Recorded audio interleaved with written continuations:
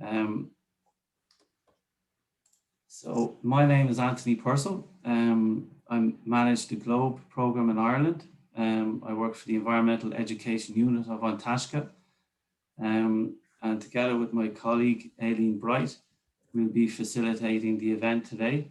So I'd really just like to extend a warm welcome to you all. It's great to see so many students in classrooms around the country tuning in to join us. It's really inspiring to look at some of the work you've done throughout the year, and great to have this opportunity to celebrate the science that you've contributed to with regard to air quality in this year. It hasn't been an easy year, but your response has been fantastic, and we're really inspired and enthusiastic about some of the results that you've returned. So I hope you enjoyed participating in the Globe Air Quality campaign, and hopefully, you know, this is the start of a long-term relationship with the program for some of you, and you'll progress whether you're in primary school at the moment or in secondary school going into third level, that you'll stick with the Globe program as it develops and it evolves throughout the coming years. I'd just like to welcome particularly our partners in the EPA who fund and also support the Globe program in Ireland. So we have a fantastic working relationship with the Environmental Protection Agency in Ireland, and we wouldn't have a program without their support and their funding. So I'd like to say welcome to everyone from the EPA. We've got a great contingent as well tuning in, and we'll hear from Director General of the EPA, Laura Burke, a little bit later, and also Dermot Burke from the Air Quality section. So delighted you can join us. Also just like to welcome International Director for the Globe program, Dr. Tony Murphy. So good morning, Tony. I know it's 6 a.m. where you are, so I appreciate you getting up early to join us, and delighted to have you with us. So we'll hear from Tony in a couple of minutes, who will say a few words. But just to let you know, there are schools all over the world taking part in Globe. If you didn't know that already, hundreds and thousands of schools all over the world that are doing similar investigations to yourselves. And we also have a regional office, and I'm joined as well by our regional coordinator, Dana Votkapova, who's based in Prague in the Czech Republic. So again, delighted that Dana could join us. So it's just really it gives you an idea of the interest for your work in the Globe program, that there are people tuning in from the United States, from the Czech Republic, and all over Ireland as well to hear about what you've been doing. So I think that's really fantastic. And we're also joined by plenty of experts in air quality from universities around Ireland who are increasingly getting involved in the Globe program and the air quality campaign. So I'm sure they're very interested to hear what you've been doing as well in terms of measuring nitrogen dioxide. So again, great to have you all with us. But I'd just like to acknowledge the most important people here, and I think you all know who that is. That's the students and teachers that have participated in the program throughout the last year. Probably hasn't been easy, but again, as I say, we were blown away by the level of involvement from schools around Ireland. We had over 100 schools take part in the most recent air quality campaign in April. And I think that's a fantastic achievement to all of you. So I want to see you all give yourself a big cheer. Say, well done. Let me see you in those classrooms cheering. Good stuff. Great. Well done. I'd love to be able to hear it, and I'd love to be there with you, but the fact that we're online doesn't diminish the effort and the contribution. So well done to everybody who took part, and particularly the teachers who supported it. I know you've had a lot on this year. It's been very challenging, but great to see such level of engagement. So well done to everybody. So at this point, I'll pass you over to Tony. As I mentioned, Dr. Tony Murphy. He's the international director of the Globe program. He's based in Colorado in the United States. He's originally from Killarney in County Kerry. So he takes a keen interest in what we're doing in Ireland. So Tony, I'll pass it over to you to say a few words. Great. Thank you, Anthony, and thank you for inviting me to this event. It's wonderful to see so many students in classrooms around the country, and with the masks on and so on, just as the kids are doing here. My own son is doing that as well in his school here in Colorado. So, but the important thing is that during the time of the, the pandemic, students have still been able to go out and do research and do it safely. And it's been pretty amazing. We thought that the pandemic would have a major impact on the amount of data being collected, both by, particularly by students, of course, but that was actually not the case. And over the time of the pandemic, we've had a million measurements entered into the system by students all around the world on different measurements, on different protocols that we have in the program, but it really shows you how excited students are about doing the research, doing the science, collecting the raw data so that they can do their research projects. So it's wonderful to see you all, and I'm excited to hear what you're going to present to us today on the air quality. And when Anthony was talking with us 2 years ago, I guess in at the annual meeting in Detroit about what some of the students were doing, and there was a student team there as well from Ireland presenting their work. It was wonderful to be able to see that, and now it's great to see that that has continued. And so I'm excited to hear where it is presently. So thank you for inviting me.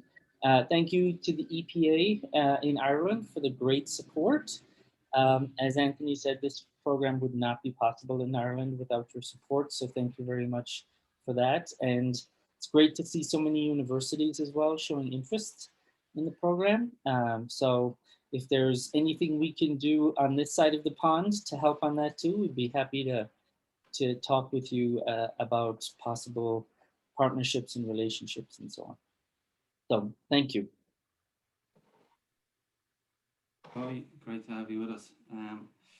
Okay, we have a packed agenda today, so we won't spend too long, but just to let you know as well, if you want to send a message in the chat box and let us know the name of your school and what class is tuning in, it'd be great to actually get a feel for who's there. And yeah, if you have any questions as well, maybe put them in the chat. We won't probably have a whole lot of time for Q&A throughout the event, but people maybe will be able to reply to you in the chat as well. And just to say as well, if you can keep your microphones off, everyone seems to be on board with that already, which is great. Keep that up for the duration of the meeting. If you have a chance to turn your cameras on again, great to see who's out there. If not to worry. It's great that you can see what it's all about and tune in. And yeah, just enjoy the next hour. We'll be finished about 2:30, and you know, we've got a packed agenda. We're going to first hear from Aileen, who's going to present the highlights of the campaigns this year and give you an overview of what's been done. And then we'll, what I'm looking forward to most is hearing from 6 schools and hear about your own experiences and what you uncovered as well at local level. So I'll pass you over to Aileen now, who's going to give you a presentation on the highlights of the Globe Air Quality Campaign. Thanks a million, Anthony. Hi to everyone. It's so great to see you all here. I had such pleasure to coordinate this air quality campaign during the year. There was fantastic engagement, as Anthony said. We had 165 registrations for the air quality campaigns over October and April, which was absolutely fantastic to see. And if you just look at that map on the right-hand side, that map of Ireland, every green square on that map is a school that registered to take part in our current, or 5th Globe Air Quality Campaign. So this is fantastic because you see a huge spread all around the country. Almost every county is represented here.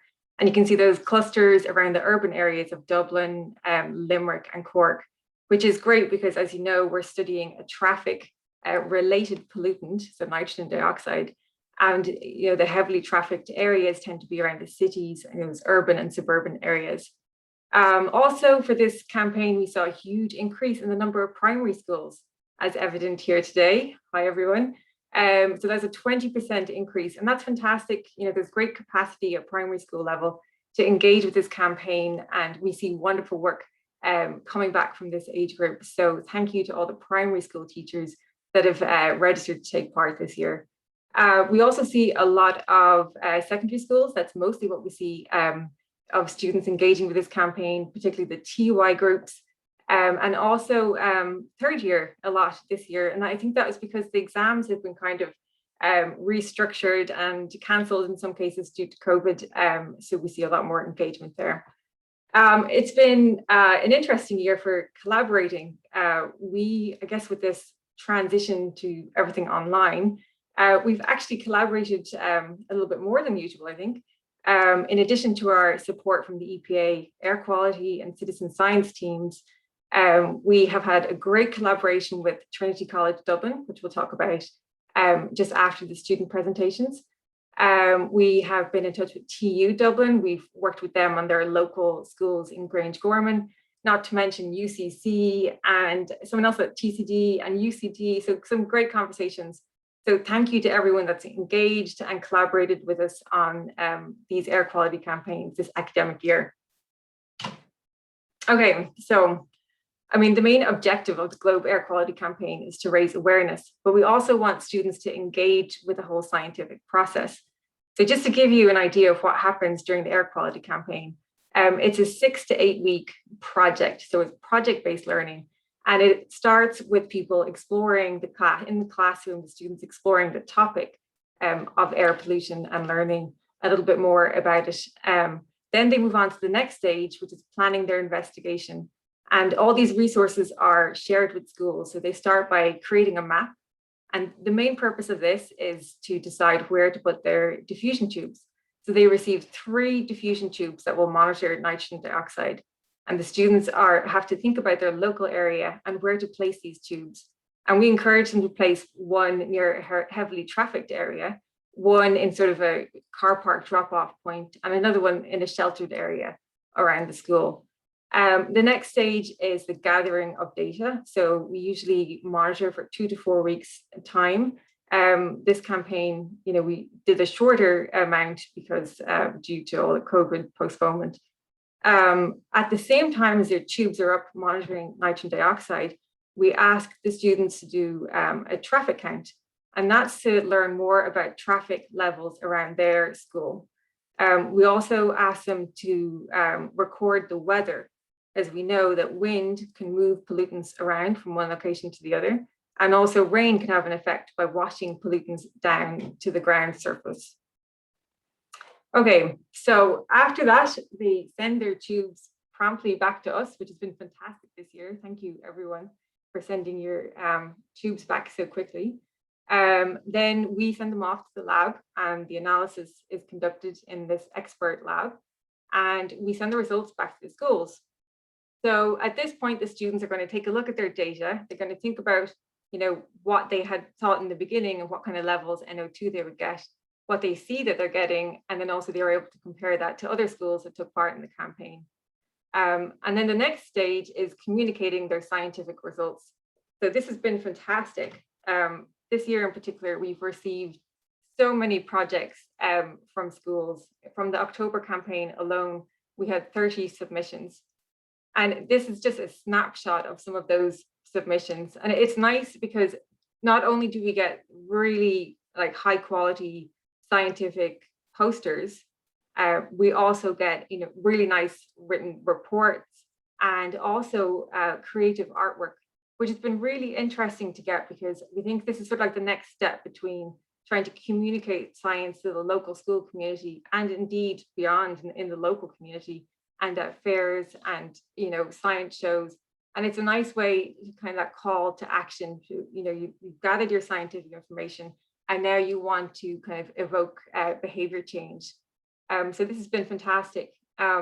This year, we actually had a prize draw based on every submission that came in qualified for this to enter this prize draw.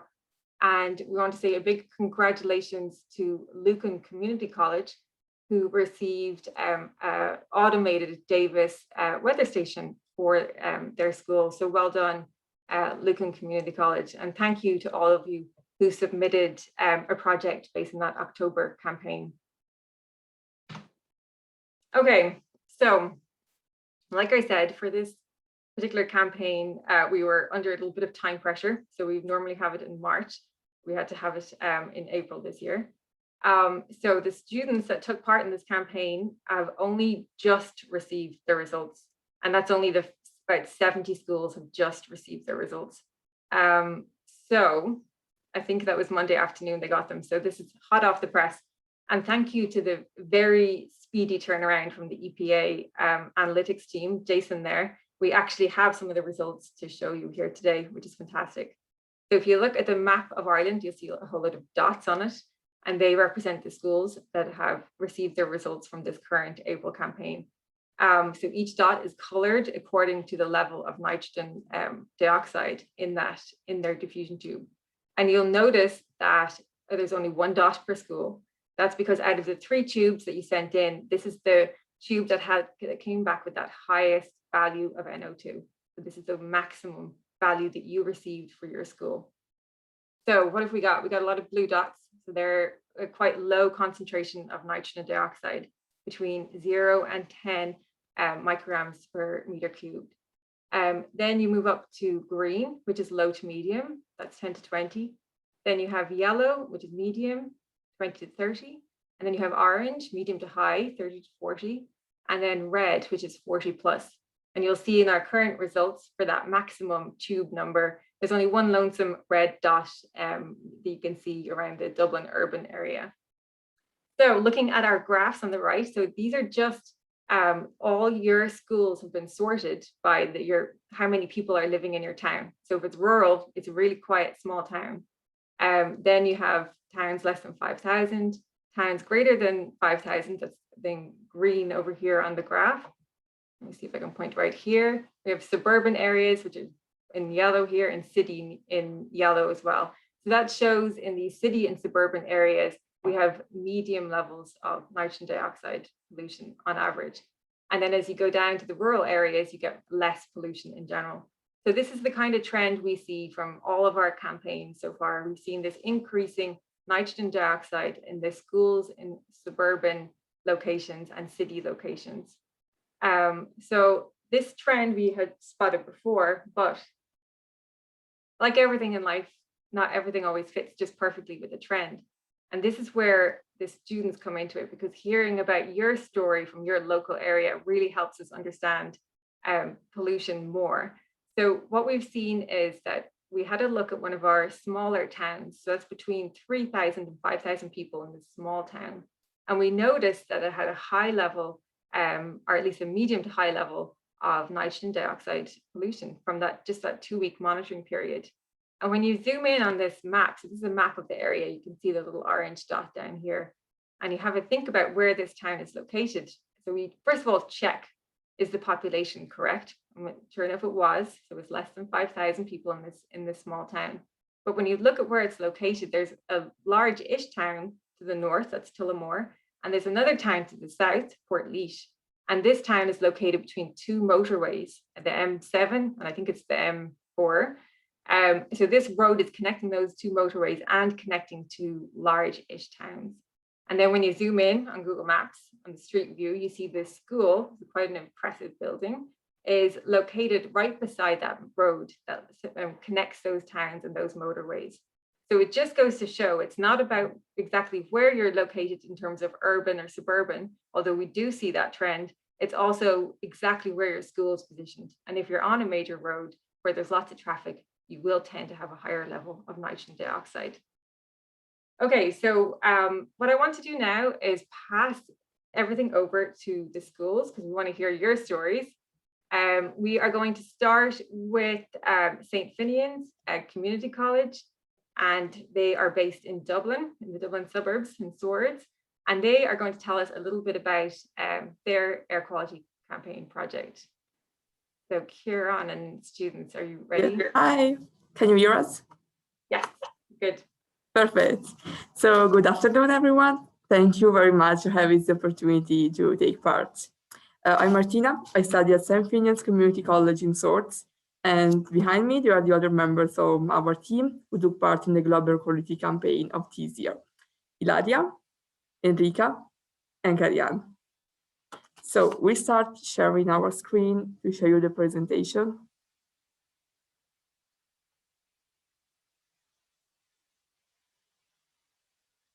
Yeah.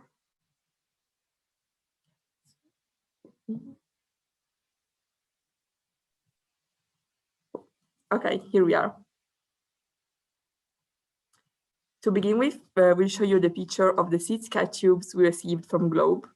These tubes were placed outside so they could absorb nitrogen dioxide in the air.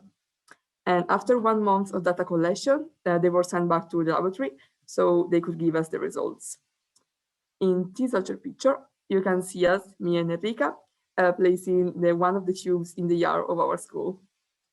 Now, let's focus and see where we exactly placed our tubes.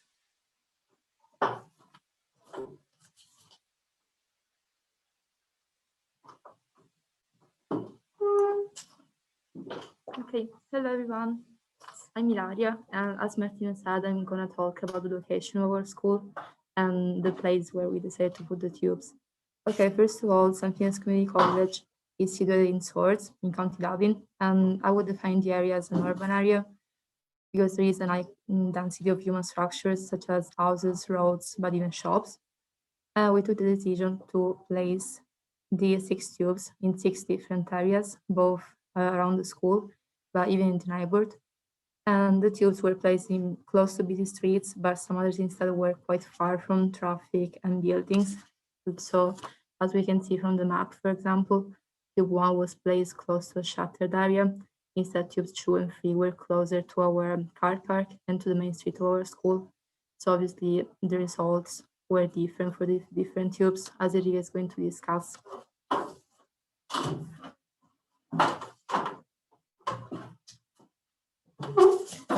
Hi everyone, my name is Enrica and I'm going to discuss the results we got.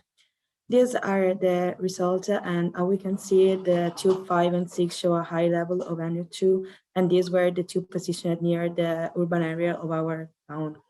Conversely, tube 1 show a low level of NO2, and this was the tube that was positioned near the park of our school, so in a shelter area. These results compared to the ones of the EPA count monitoring center confirm and highlight what we learned during this project, that NO2 is emitted by cars, and this is why the level of NO2 is much higher in, near the main road and urban areas rather than in a shelter area.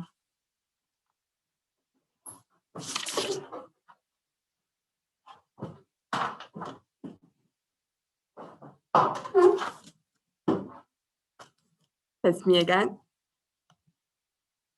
This is a picture of us after we placed the last tube. And we think that taking part in the global quality campaign has taught us a lot. Now we have a better understanding of the air quality and the causes of air pollution. And for talking about our school, this year we took part in the air quality campaign twice, and we would love to see more and more students involved next year.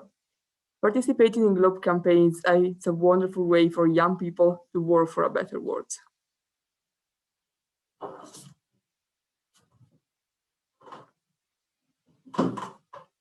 Hello everyone, my name is Carrie Ann. In St. Finian's Community College, we are striving to be greener and more environmentally friendly. Aside from this Globe campaign, our school is also participating in projects like Green Schools, Swords Woodland Association, and Sustainable Swords. Through our participation in these initiatives, we want to encourage our students and staff to make greener choices like walking, cycling, or using public transport.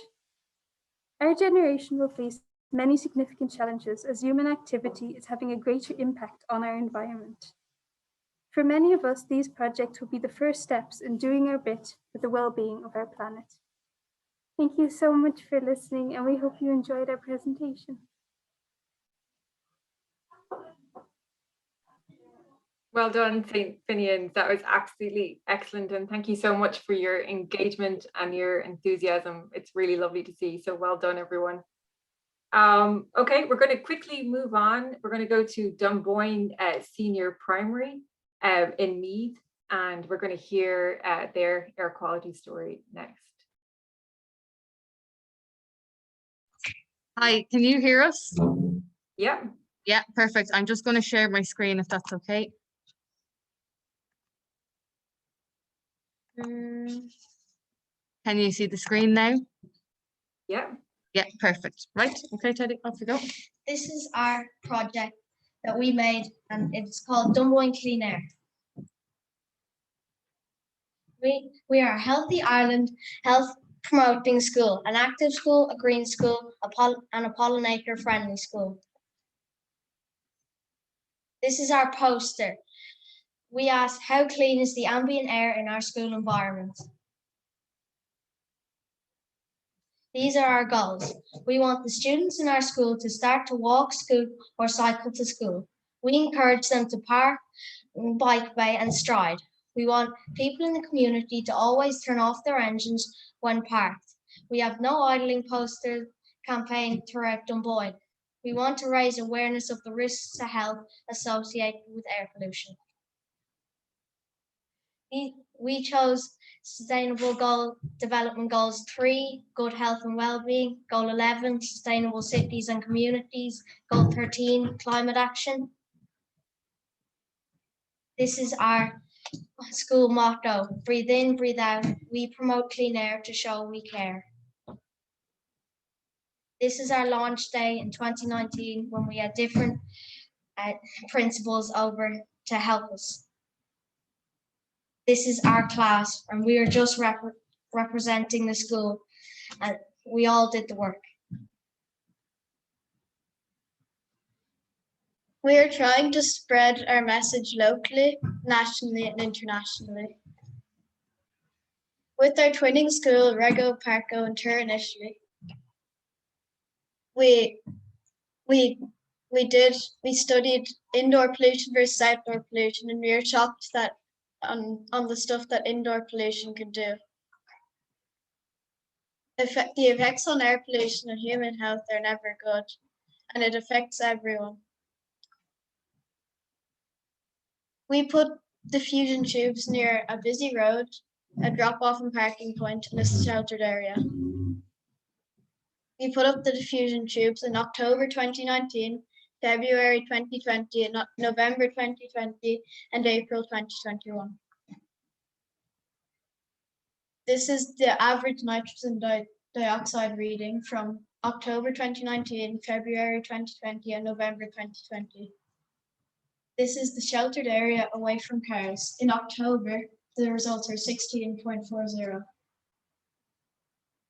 This is the drop-off point or near school car park, and in October it was 15.34, so it wasn't as bad as the first one. Near the main road, the results were a lot worse, and they were 20.27. This is in November 2020. The school drop-off point was 17.48. The sheltered area away from cars was 18.07, and near main road it was 20.24000. Near main road, 18.03, it decreased by 2.21. And these are the results from April 2021. In the car park, the first results are 17.02 and they decreased by 11.05. In the sheltered area, the results were 13.17 and it had a major decrease by 4.31.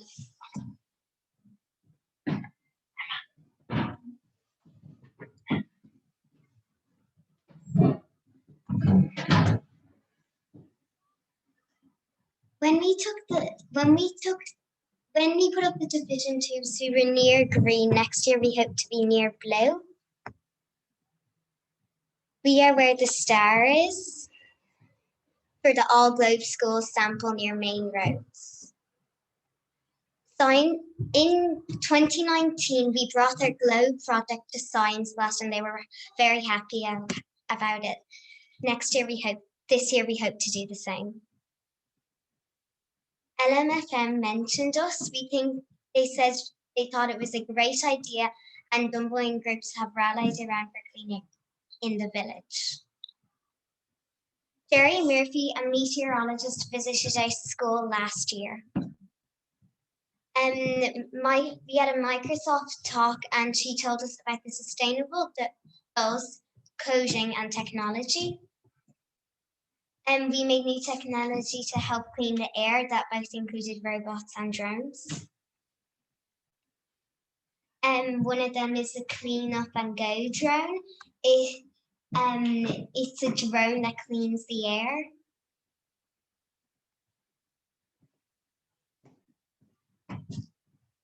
We made a Dunboyne pollinators in our local library stand.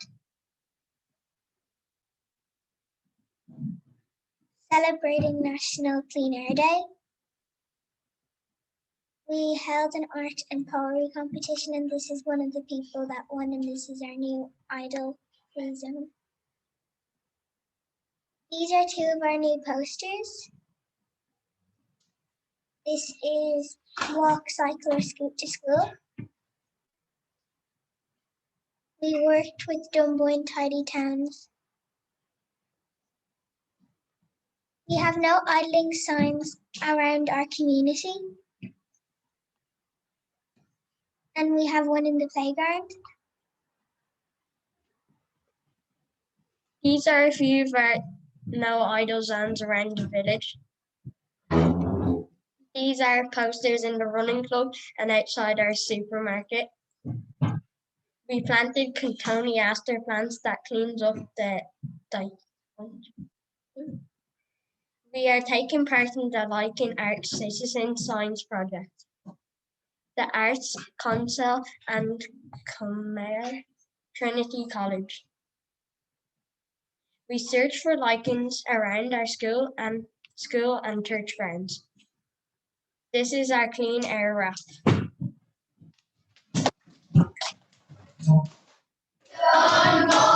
Dunboyne, clean air, we care. We make new technologies like robots that plant trees. We put globe division shoes around our school to measure air quality around our school. Dunboyne, clean air, we care. Okay, and that's us. We hope you enjoyed the wrap at the end. Wow, we Dunboyne never fail to impress us so much here at Globe. Thank you so much for all your engagement, not just in this campaign, but in all the previous campaigns, and you've all done absolutely fantastic. Thank you. Well done. Okay, we're going to keep things moving. We're going to pass over now to Lucan Community College from Dublin that would like to talk about their air quality story.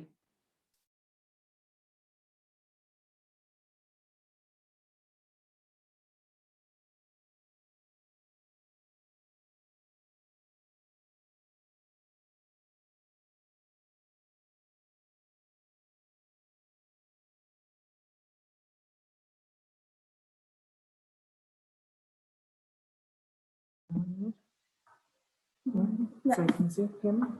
Can you hear me? Yeah, we can hear you. Go ahead. Okay. Well done. The title of our project was How the Pandemic Has Affected Air Quality in Lucan.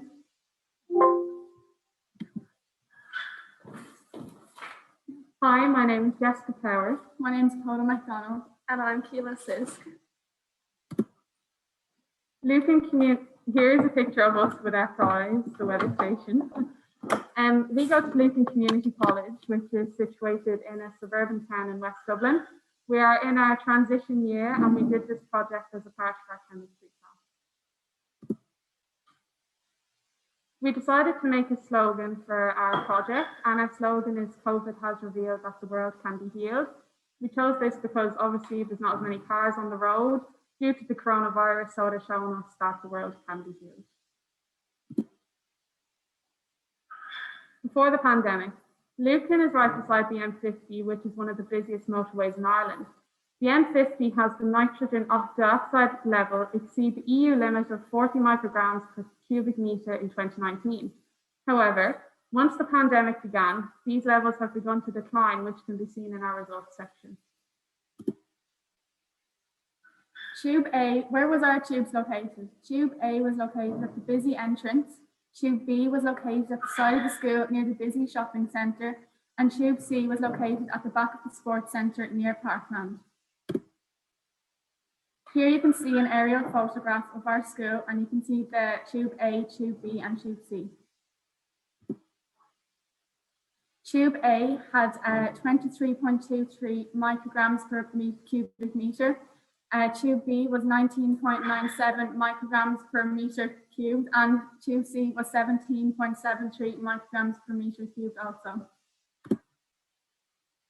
Here you can see our results displayed on this page. Tube A, which would record the highest amount of NO2 levels, was located on the road, which has the most motorists using it. Tube B, which recorded the second highest amount of NO2 levels. This is where many parents will be dropping off their children to school. And Tube C, which recorded the least amount of NO2 levels, is where 40 to 50 staff cars would work each day. Due to COVID-19, the whole country was in a national lockdown.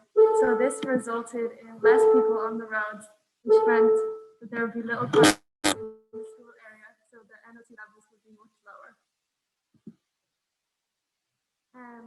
We then compared our results from 2019, 2020, and 2021, and you can see them all on the graph here, and you can see how they differed throughout the years due to the pandemic. This is just a picture to show how nitrogen dioxide can have health effects on us, such as our respiratory system and our cardiovascular system.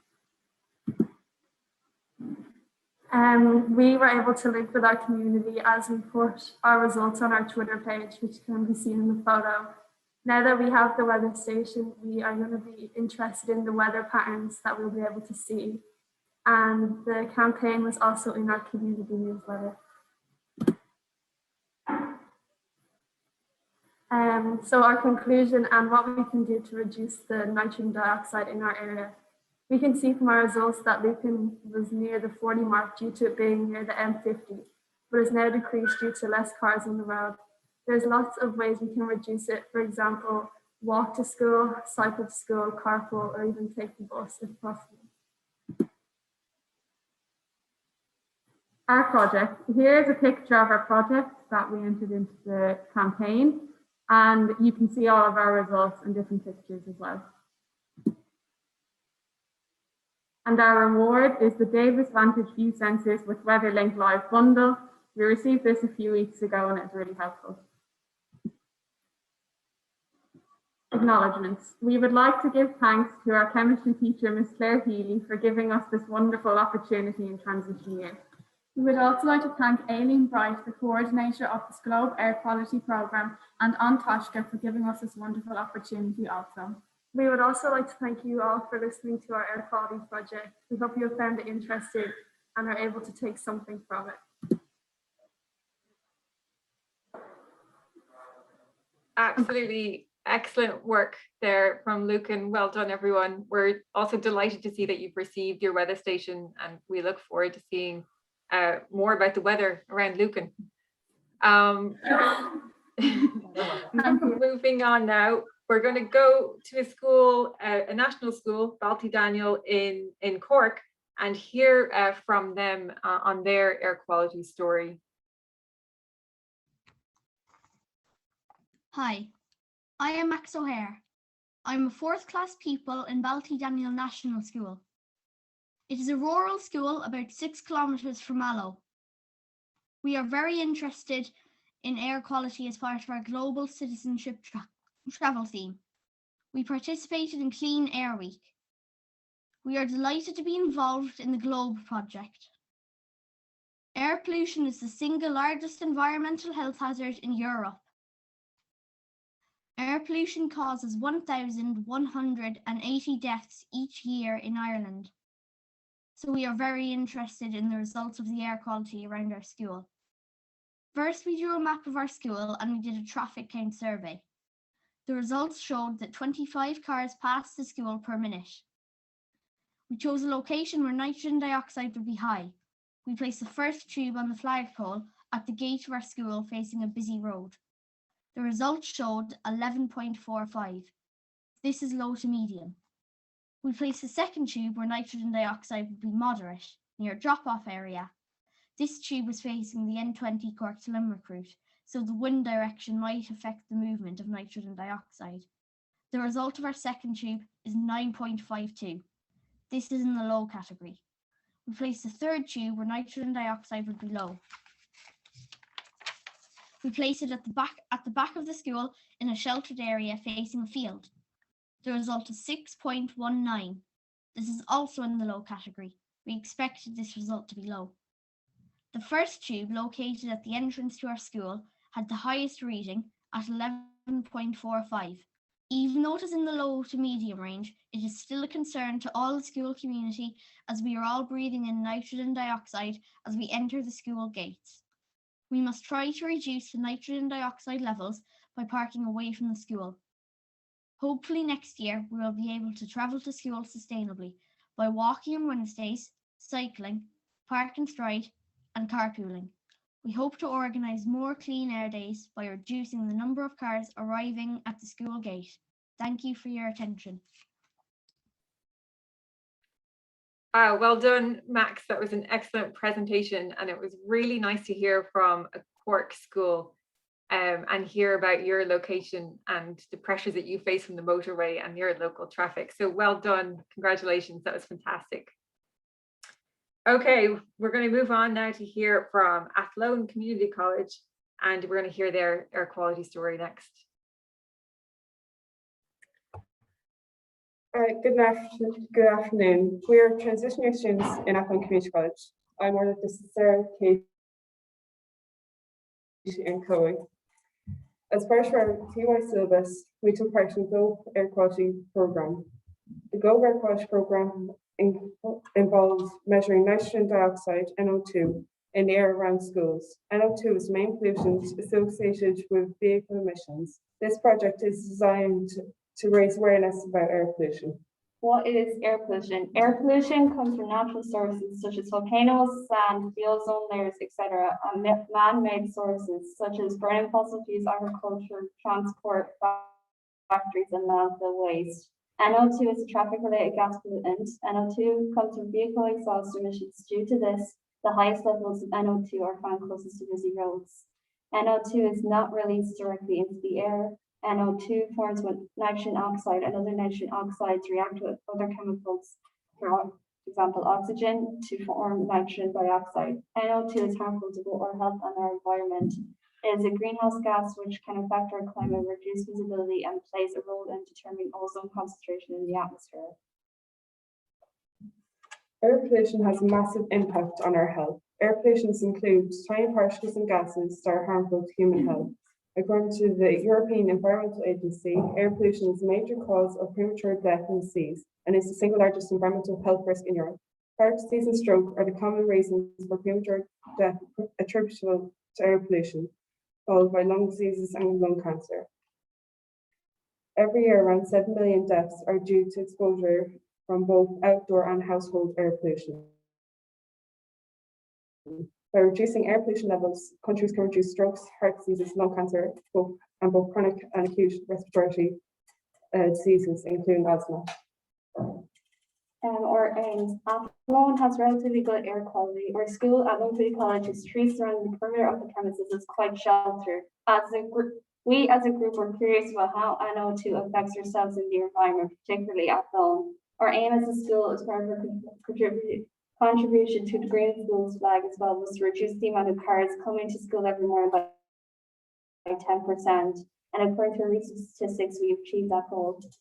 For our research methods, the first year has created a map of Athlone Community College to find 3 suitable locations to install the NO2 tubes, following the instructions provided by the programme. We placed them at the entrance of our school, the car park, and a sheltered area in the outdoor yard. Multiple transition year students completed traffic surveys in both the morning and evening for a fortnight, which aided the accuracy of our results. These were completed at the entrance of the school, and vehicles were recorded in the categories of cars, jeeps, vans, and buses. We also noted weather conditions on those days, as the type of weather could affect the results of our tubes. Some transition years also added the tubes around the school perimeter, following the maps that the first years provided. The tubes were then sent back to the GLOBE programme, and results were provided soon after. Before completing this program, our group has not been aware of the severity of the effects that NO2 had on our health, like how longer exposures to elevated concentrations of NO2 may contribute to the development of asthma. As we know, NO2 is a traffic-related pollutant, so there is little surprise that the proximity of major roads plays a significant role in the results observed over the 2-week research period of the NO2 test tubes. The main road and the car park at our school has narrower streets with low ventilation and heavy traffic, meaning the wind has less of an impact, making exhaust gases swirl more slowly to higher air layers. This is why the low results of our research came to a surprise to our group, as the road around our school is always heavily trafficked in the morning and evenings. Thank you for listening. Well done, everyone there in Athlone Community College. That was fantastic. It's really interesting to hear about your results and your ideas around why the NO2 levels were a little lower than you expected. So well done, everyone. Okay, so now we are going to move on to Kingswood Community College, who are based in Dublin. Hi, Aileen, can you hear us okay? Yeah, I can hear you just fine, thanks. Okay, perfect. We're just going to share our screen now.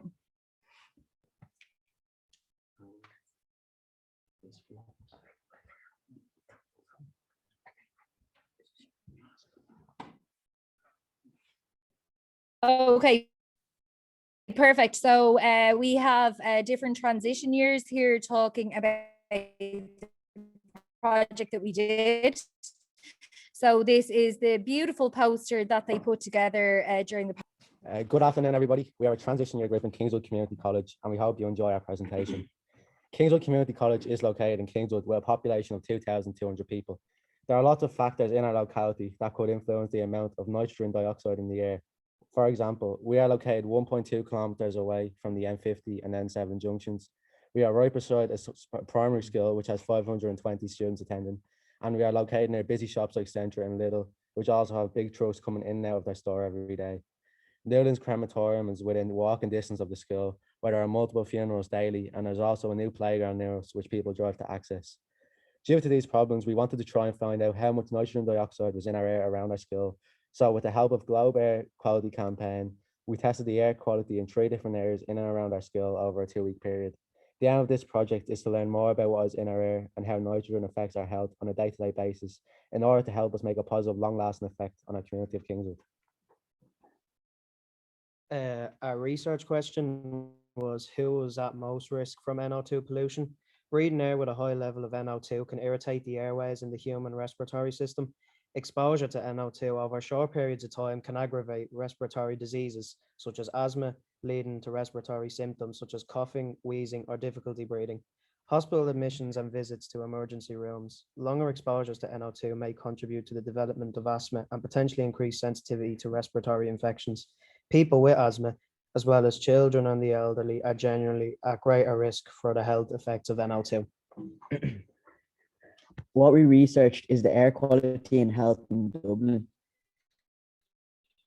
We researched 2 areas in Dublin and compared them. The 2 areas we researched was Tallaght, Dublin, and Swords, Dublin Airport.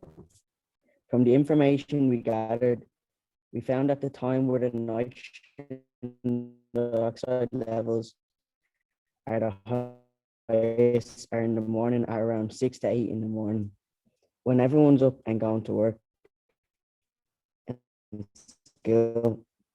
The 2 graphs we have show the nitrogen dioxide levels at Tallaght and Swords levels. In Tallaght are its highest at up again This is probably because this is around lunch. At its highest at 6 in the morning, and they're almost 10 times the high amount of nitrogen dioxide that the planes release. Our research method to gather the data for our project was quite easy. We placed nitrogen dioxide diffusion tubes at 3 locations around the school. One of them was in the teacher's end of the car park in the front of the school. The second was attached to the street light at the pavement on the entrance of the school. The third one was attached to the pole on the rooftop garden. We also conducted a traffic survey where we took note of the amount of cars passing by at a certain time of the day. We also noticed that because of this survey, there wasn't many eco-friendly cars driving past, which could contribute to pollution. We also took note of the temperatures during the time of the tubes being up. These are the results from testing how much nitrogen dioxide is in the air in our school. Rooftop garden had a result of 16.48 micrograms. Staff car park had a result of 20.08 micrograms, and the main road had a result of 21.19 micrograms. The main road had the highest pollutant level, which we expected, as there's a lot more traffic as opposed to the staff car park.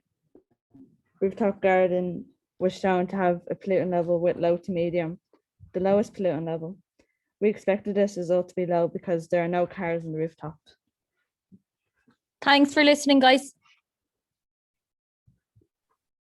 Excellent work, Kingswood Community College. That was really interesting to see your analysis and the thought that went into that. So well done. And just a big well done to all the schools that presented here today. It was just absolutely lovely. I know just personally just to hear what you've been doing and all the excellent research that's gone into this project. So congratulations, everyone. Well done.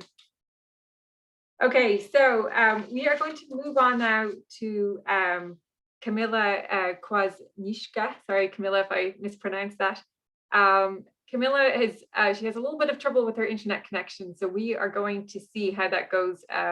We have a bit of a storm here today, so we'll see how we do with it. But Kamila is going to speak about lichen as bioindicators, and we had this great collaboration with Kamila in Trinity College Dublin and the Arts Council working on this with our Globe Air Quality campaign, some of our schools. So I'll pass you over to Kamila now, and hopefully we'll have a smooth technological journey. Off you go, Kamila. Thank you, Eileen. I hope you can hear me well. Yes, we indeed have a storm, and yeah, the internet is just breaking. So I'll try to go very quickly, and I hope you can see everything and hear everything.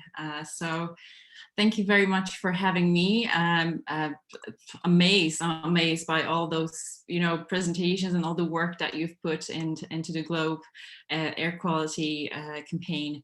So my name is Kamila Kwasniewska, very difficult to pronounce my second name, but no worries.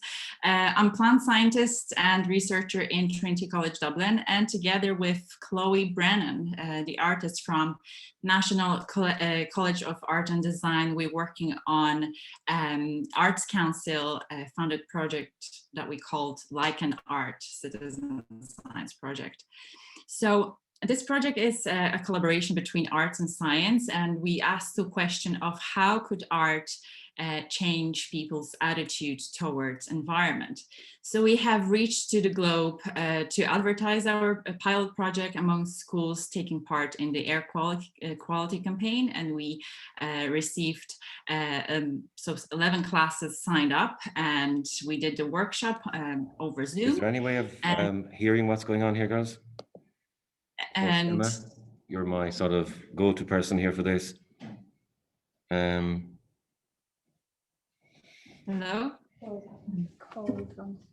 Sorry? I'm terrible with Jesus. Okay, I'll continue. I think Continue, sorry, Kamila, yes. Yes, I think somebody's microphone is on. So, okay, so I'll talk very quickly why we've chosen GLOBE to run our pilot study to collaborate with the GLOBE, with the air quality campaign. So to give you some perspective on the project, I'll go through very basics today. So we'll start with the lichen. So what is lichen? Lichen is a symbiotic organism that is composed of a fungus and algae or cyanobacteria. So this is a photosynthetic component that gives the nutrient to the fungus, and in turn, fungus gives the algae shelter. And apart from their versatile uses, lichens are important bioindicators. So they're extremely sensitive to changes to the environment, especially air pollution. So they are natural indicators of the health of our environment.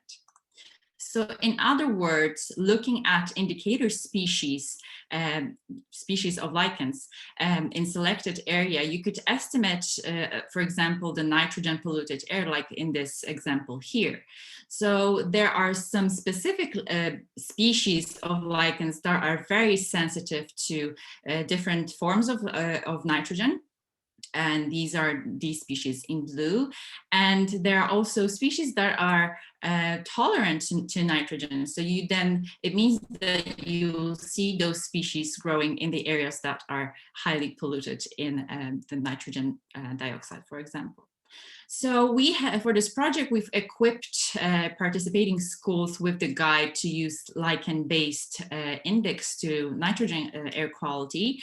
And this was additional task. We didn't ask specifically to do this task, but we actually received some observations from schools, which was really, really interesting to see. And this could potentially be a great citizen science project monitoring air quality in the urban areas, additionally to the air quality campaign.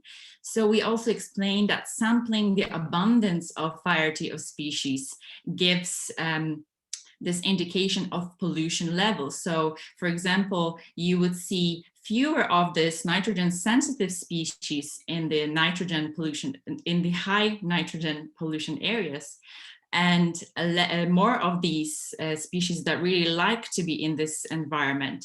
So for this project, however, we wanted to focus on marrying the science and the art rather than just focusing on science itself. And we look at some examples of environmental science. And many artists these days create their art around the environmental problems, hoping to use creativity to spark the outreach about the environmental changes. So here, what we were interested in is how art could change the attitude towards climate change, biodiversity loss, or pollution of air. And art is playing an important role in the process of understanding those problems and also creating empathy towards the environment. And we often see artists nowadays, mostly urban artists, actually bringing up topics around the environmental issues. Like this example here is Subset, is an anonymous Irish collective, and they focus their work around climate change. And here they actually used microplastic that you can see on the left-hand side that they've collected from the Irish seashores. And they have built or created this huge graffiti that they hoped to bring the attention to this big problem. So in our pilot study, we wanted to use alternative methods of observation and to activate the right side of the brain rather than just the left side, which is responsible for science. So the right side of the brain is responsible for creativity and just being creative. We asked teachers and students to take pictures of the lichen, and then that was in their local areas. And of course, the easiest was to locate them on the trees. And then we asked them to generate a text response to the observation. So here the adjective poems was chosen as a mean of a description of the visual picture for the reader. So the example could be for this lichen on the right-hand side, slight, yellow-green, chalky, delicate, oblique. So the outcome was really great. We have received many pictures from all 11 classes that took part in this short pilot study.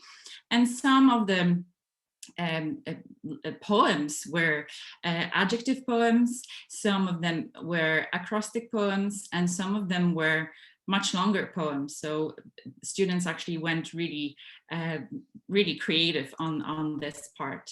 So I wanted to just read one of them, and as an example of how such workshop could be very inspiring for young generation. How could art and science together potentially evoke thought and behavior change? So now I'll read now. Language leisurely like an enveloping the tree, for it wants to be free. However, if the conditions are not right, they will soon be out of sight. Angry, agitated fumes attacking the friendly bark, crustose, leafy, bushy colors, light and dark. Scattered about, they grew anew, an environment free from abuse. Blocky patches, acute and obtuse, flourishing a boom of bloom, decorating the tree with its beauty. So what we're going to do next with those poems and the pictures is, well, this is what Chloe is actually doing now, and this is an example of her creative art. She's putting the pictures and the poems together, and these will be then sent to participating schools for display in their schools, and we're hoping they're going to love it. Thank you very much.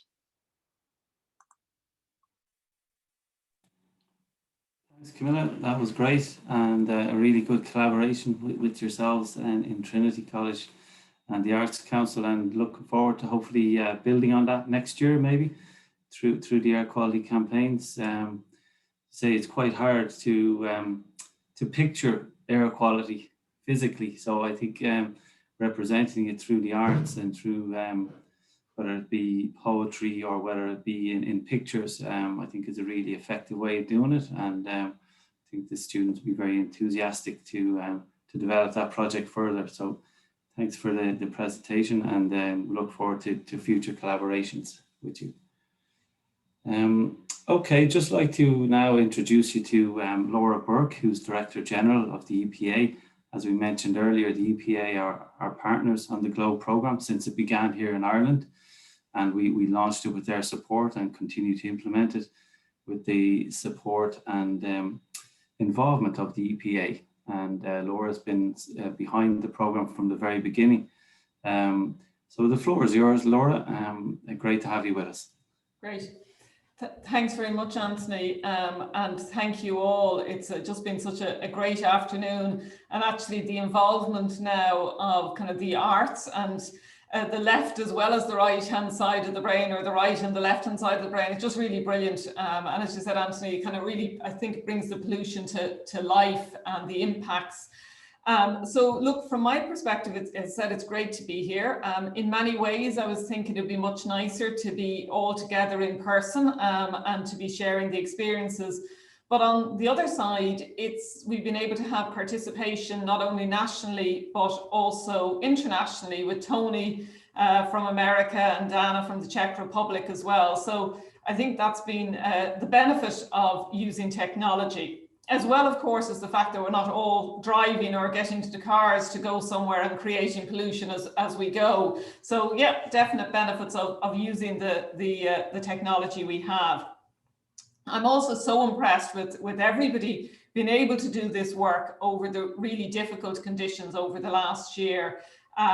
You know, with COVID, the challenges you've overcome have been so much more than the normal, I would have to say. But what a year to start measuring traffic impacts. And it's a really important year to be able to measure, because it does show us the difference when you've got reduced traffic on the roads.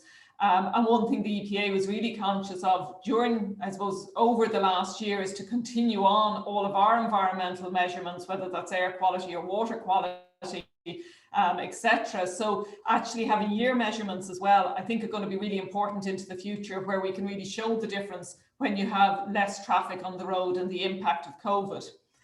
The other thing that's happened over the last year is that I think we've all got a renewed appreciation of the beautiful Irish environment and how important it is to spend time in the environment for our health and well-being. So again, trying to look at the upside of things, really what COVID and us all being a little bit more restricted has shown is, you know, what a fabulous environment we have in Ireland and how important it is to protect it. And even then, as our economy starts to reopen, the importance of learning those lessons and protecting this environment of ours that is so important, not only in its own right, but also for things such as the Irish tourism. And I remember a couple of years ago when we did have the Globe event in Killarney, you know, I think everybody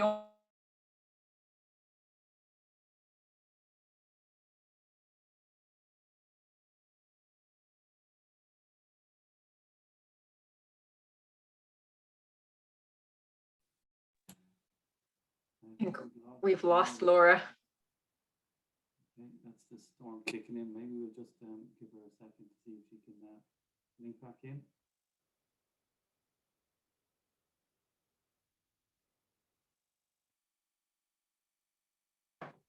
Otherwise, Aileen, I think you have to sing a song for us. Yeah, I'm all set to go. I think probably what we can do is yeah, she's completely gone. We could perhaps ask Dermot maybe to start, and then if Laura would like to wrap up with a few words afterwards, that would be fantastic. I don't know if Dermot, if you're ready to start now. Yeah. Anthony, I seem to have We're back in. back. Sorry, we'll try once more. This again, the benefits and the downside of technology. But Dermot will be talking to you more about the air quality monitoring we're doing around the country and some of the measurements we've seen, including, I know you've already referenced the issue of exceedance of nitrogen dioxide limits in Dublin. And so much of this is around transport emissions. So again, year monitoring is really important in that regard. And it highlights the need to move away from diesel, petrol. You know, we need to be electrifying or decarbonising not only our public transport, but also all of the types of vehicles that we're going around in on a day-to-day basis. Two aspects of the work that you're doing are really important to us. First of all is awareness raising. All of the work that you're doing in all of this monitoring is raising awareness of the importance of air quality, but even the impact of nitrogen dioxide. And when you're going home and talking about it or talking about it to your friends and family, all of that is raising awareness. And your level of expertise now on NOx, I'm blown away with, because you're just showing such knowledge now by dipping into this topic. So first of all, it's awareness raising, of course, so important, but then also you're collecting data, and good quality data, we always say, supports good decision making. So we've got good evidence that helps in all of our decision making. So as I said, really important to have the information that you collect. Now, couple of small additional things just to mention, and it's really important to know that it's not only nationally we're talking about the work, but also internationally. And your work is also formed part of the European Environment Agency Clean Air at School programme. And we now have not only Ireland, but 8 other schools around Europe who are taking part in measurement of NOx. So it's not only yourselves, but students in Malta, Estonia, Netherlands, Slovakia, Spain, Scotland and Italy, all measuring nitrogen dioxide around their schools. And what that gives the European Environment Agency and all of us, we're now able to compare air quality around Europe, around our schools. So really important data you're collecting for us there as well. And then just a kind of a last couple of things before I finish up. I couldn't talk and not thank Antashka, because yeah, this has been a brilliant partnership. And I'd have to say that Anthony, Sabrina, Aileen, Anton, Michael, John, you know, this is a really example of where we can all work together and all bring our relevant expertise to the betterment of a project. So I really do have to thank you. And everything I hear about the work of Antashka with the schools is you're so supportive of all the schools and you're working so well with everybody. So look, thanks very much for that. And, you know, when I hear that we're now up to 100 schools, you know, we tried this as a little pilot and said, well, sure, we'll see how it goes. And now having 100 schools doing this work, it really is incredible, and a huge credit to yourselves. So just to finish up then, before I hand over to Dermot to talk about the air quality monitoring and our expansion of our programme, just to, I suppose, do a bit of a plug for another project we're doing with Antashka, which is a new large-scale citizen-based nitrogen dioxide monitoring project called Clean Air Together. So it's ourselves and Antashka. We're developing this for rollout in Dublin City and County for later this year, and then for Cork in 2022. And so if any of you are living in Dublin or Cork, watch this space. We're going to be looking for adult volunteers to follow your example and doing nitrogen dioxide measurements kind of in those areas and around your homes. And so maybe you'd even consider getting your family involved. Now you've sorted out the school monitoring, do a bit of domestic monitoring of NOx as well. So as I said, watch this space and we'll be rolling out that project later this year.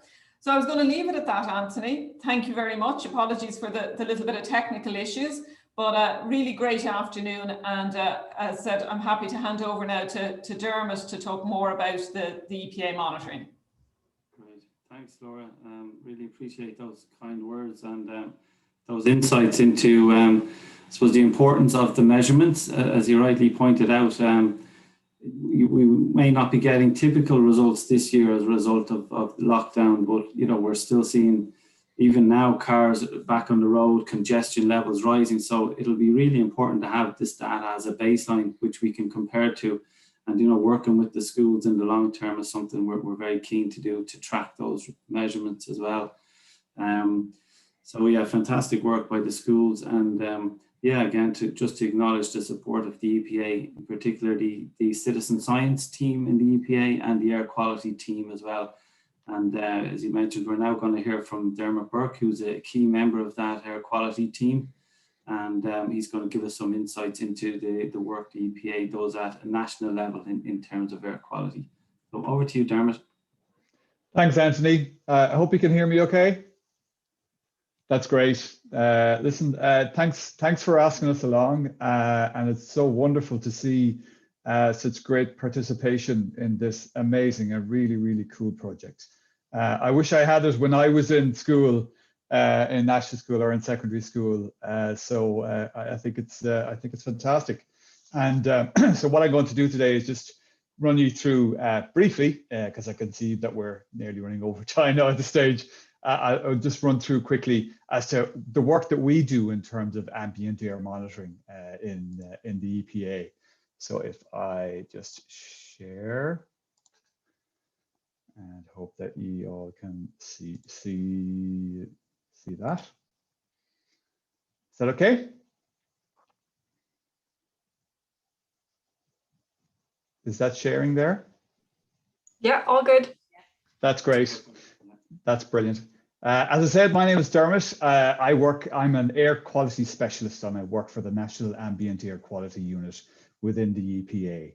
And as I said, I'm just going to go through what our role is in terms of monitoring air pollution.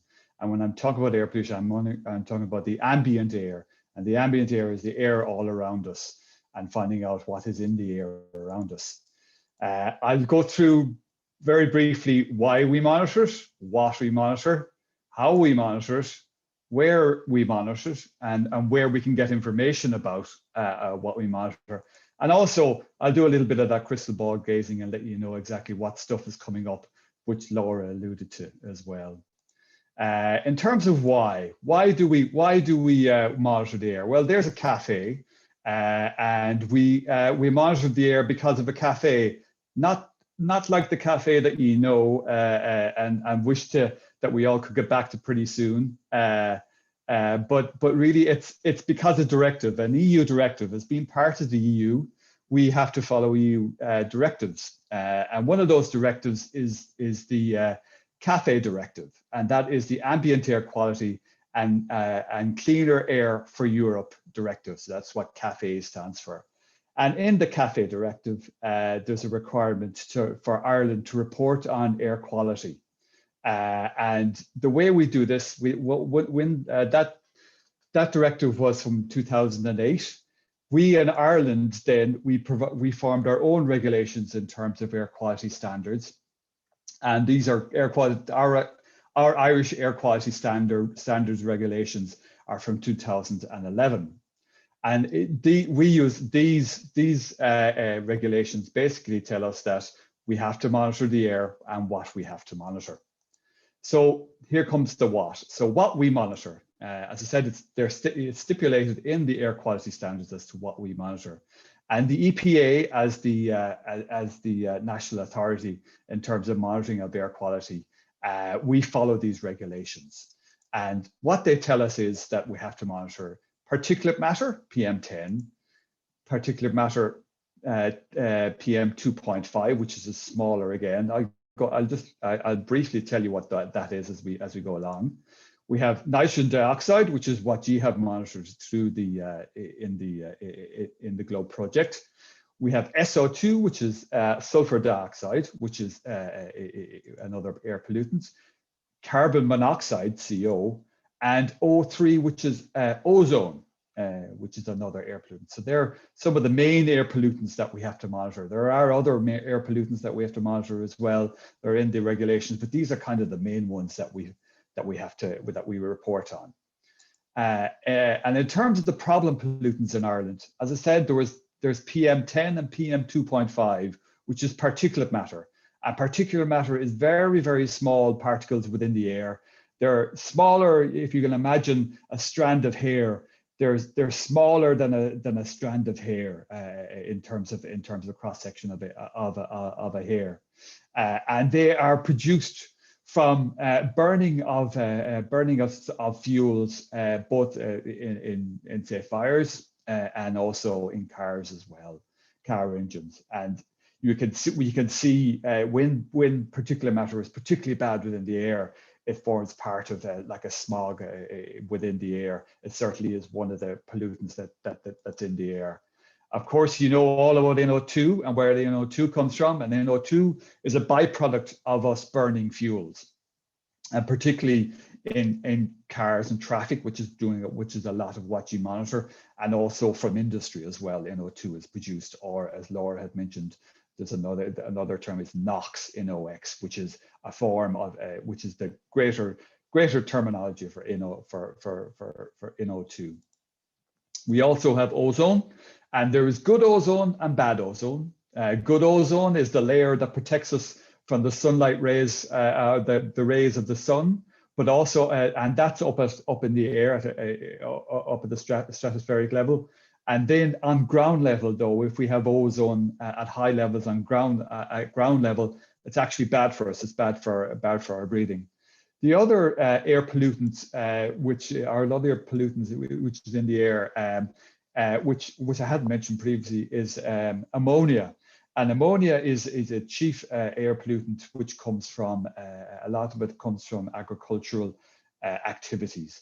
And that's definitely one air pollutant that is becoming more and more concerning within Ireland and within Europe. And it's something that the European legislation is currently being looked at in terms of seeing what we have to monitor in terms of ammonia. So that's one of the air pollutants that's definitely up and coming that we have to look at. Now the how. Briefly, in terms of how we monitor, we have a number of laboratories around, 3 laboratories around Ireland, in Dublin, in Kilkenny, where I'm based, and a laboratory in Castlebar. And we monitor air quality at those laboratories using static instruments. We also have a number of field instruments and a large network of field instruments around the country. And you may have seen at some of the sites around around your area, you may have seen an air quality station. I'll run through exactly where they're roughly where they are in another slide. But we have field instrumentation, and that forms part of our air monitoring network. And also we use, like yourselves, we use diffusion tubes, the very same tubes that you use. We use those around the country as well to monitor air pollutants. Not just NO2, we also use them to monitor SO2 and ammonia as well. So where exactly do we monitor? Back in 2017, we had a network of about 30 or so sites around Ireland, chiefly in around Dublin and scattered around the country. In 2017, we started a new program, the National Ambient Air Monitoring Program. And one of the big things was that we wanted to grow our network. And it was a 5-year program, and we're nearing the end of it. Next year is our last year. So in 2022, we hope to have over 110 sites around Ireland. So that's a big investment in terms of the amount of information we're getting on our air quality throughout Ireland. And it wouldn't be possible without that national program. And so, as you can see, we have we plan to have, we currently have about 90 of those sites, and we have about 20 more to go this year, between this year and the end of next year. But we're progressing nicely on those. Where you can see that information in our current network, if you log into airquality.ie, www.airquality.ie, and I see some of the schools there presented some of the maps from this website. So it's great that it's been used. But you can see our network of sites around the country. There are also a number of local authority monitoring sites around the country as well. And so when you click on each of those spots, so here's our site in Kilkenny where I work. And when you click on that, you'll be given us a brief summary in terms of what air pollutants are being measured and what the current air quality index is for that monitoring site. And that is, you can see this bar over here on this side, if you can, the air quality index for health. And that gives you an idea in terms of what the air quality is like. And these levels are updated on an hourly basis. So you get to see how the air quality is throughout the day. And then when you click further, when you click on view results, you get into a bigger page and you're able to see the graphs of the various air pollutants that we measure at the various places. Where we can get other information in terms of air quality information is if you go onto our own website, epa.ie, and click on Ireland's environment, you'll be able to see this page, and this is linked to a number of different Ireland's number of different areas of concern in Ireland's environment. And when you click on the air button, you'll be brought to a page, and there's loads of information there in terms of our current trends, our latest reports, which our latest report was from 2019, and that tells you, and we're currently working on the 2020 report, which will be very, very interesting in terms of how COVID affected air quality throughout Ireland, and we'd certainly be pieces in the 2020 report in terms of what effect COVID had on air quality. We also have a number of infographics. If you go in there, there's a couple of lovely infographics in terms of Ireland's air quality, and there's fact sheets as well in terms of what the various and a bit more explanation in terms of the various air pollutants that we have. And this is a really nice infographic that we had about how the best way to heat your house in order to I suppose to reduce the impact on the air quality and your health. And ultimately, when it comes to air quality, that's what we are all concerned about is our own health and how it affects our health. So in terms of that little bit of crystal ball gazing, there's just two things I'll just mention.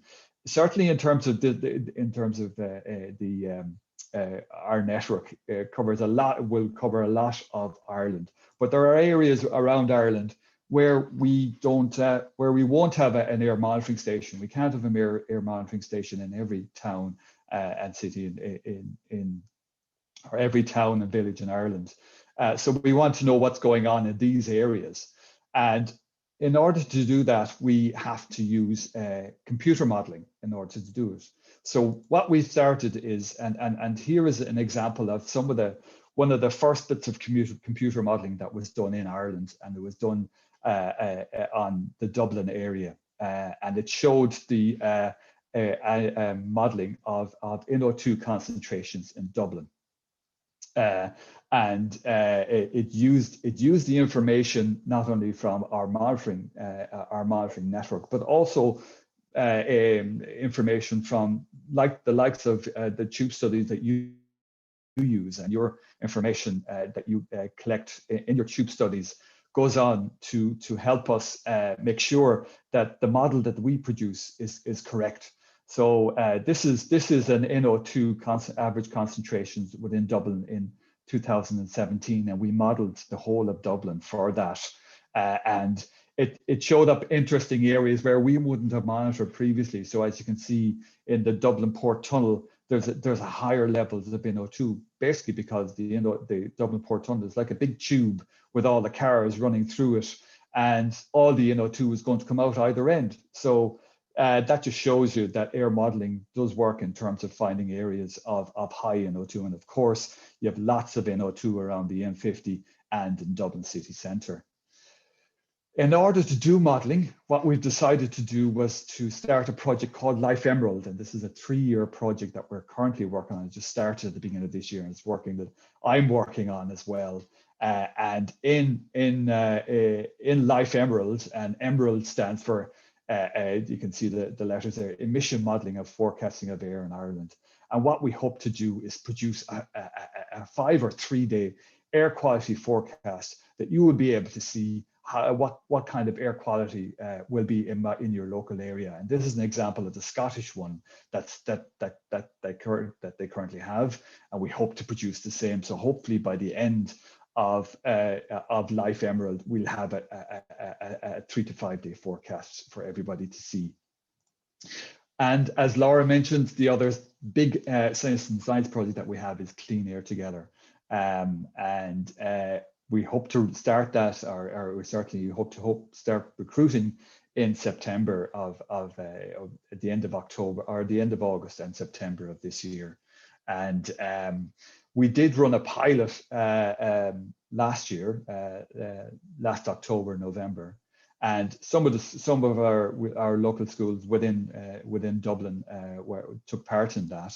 And this is the map of the results that we got for that. So what we hope to do is we had about 150 tubes out in the Dublin area, and it's the very same thing as you were doing in the Globe projects that you do, where people got tubes and they left them out for a month, and we reported on same. So what we hope to do this October is to have a lot more tubes and cover a lot more of Dublin, and we hope to have 1,200 diffusion tubes monitoring the air quality NO2 levels around Dublin this year, and then next year we hope to do the same in Cork. So keep an eye out for Clean Air Together when you see it in the press as well, and get all the people that you know involved in this if you can, so that basically the information that you gather through Clean Air Together and in Globe School will help us in developing the likes of the air quality modeling that we have.